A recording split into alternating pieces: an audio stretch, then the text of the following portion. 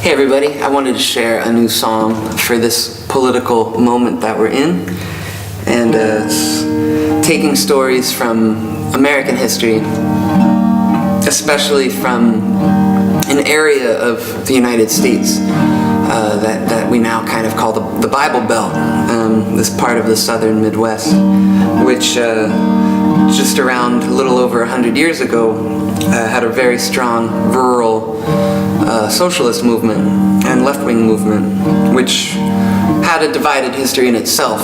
It like many things in this country's history, had huge problems with racism. It also had people within it who struggled against racism. And those are the types of stories I think we shouldn't inflate them, but we need to tell them. And we need to sing and by other means tell and remember the stories of those people's, not only what they did, but also what they wanted to do, what they wanted the world to become. So this is a combination of stories from different characters and movements in American history. And doesn't necessarily have a name. There were farmers that marched through the South side by side beneath socialist banners to push back the tide. For the banks took their homes and the dust piled high when the new world was envisioned. There were co-ops and unions that challenged the Grange that blew like a cyclone across the Great Plains. They tried to erase and they tried to contain and divide you with racism. But you have no country, your conscience ran clear. I refuse to believe that it can happen here. Well, they tied you up with their thickest chains, but your ideals escape them.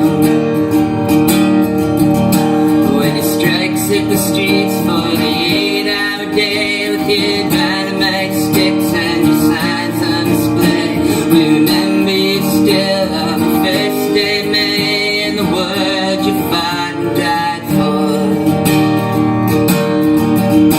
When the Russians rose up and challenged the Tsar, you met in Chicago and answered the call. With Zapata and Pancho Villa took arms, we stood right there beside them. But you have no country, your conscience ran clear. I refuse to believe that it can happen here. Well, they tied you up with their thickest chains, but your ideals escape them. Well, I grant you your labor, your hard-working hands that too often fell under generals' commands. Ships that sailed and invade other lands, you refused to march beside them. Come the deportations, the rumors and clubs, the blacklist of spies, the gallows and guns. Well, it took all of these to silence your cries, but you kept on organizing. You have no country, your conscience ran clear. I refuse to believe that it can happen here. Well, they tied you up with their thickest chains, but your ideas escape them.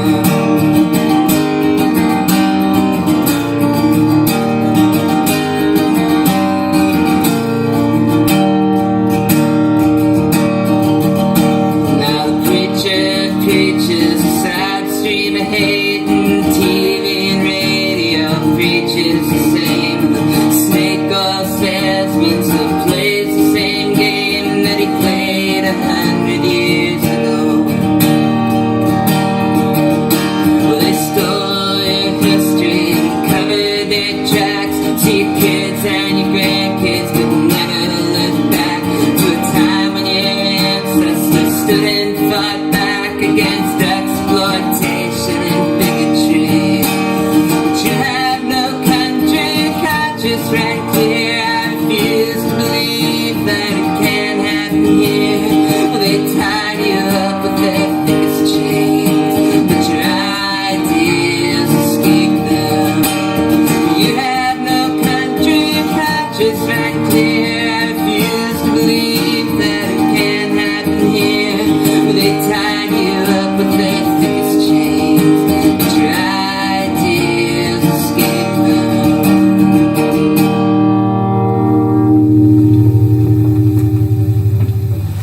So this song is also playing with this idea that, you know, we get taught growing up, not just in school, but by our culture in general, by a lot of mythology that's handed down, that, you know, the job of working class people, right, is to work hard for someone else, work long hours, right, sacrifice yourself always, die at some point, maybe at work, maybe not, right, maybe because of some condition you got from work. Serve in the army, serve your country, as they call it, make the ultimate sacrifice perhaps, and die somewhere in a trench or on the side of a road or wherever. Because that, for some reason, is our culture, right? That's what we do, right? That's what we've always done. It's tradition, right? And it's not. The history, as it actually exists in reality, what actually happened was always a history of a dynamic of tension between people telling young people, young working class people, that was their role, and young working class people telling them to fuck off, right?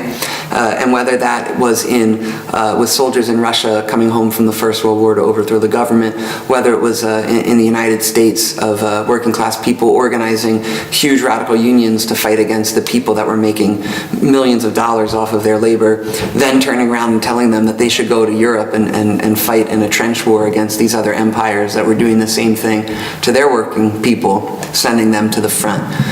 So there was, and that's not just me saying it, this is what happened in history, right? This is why these revolutions happened at the end of that war.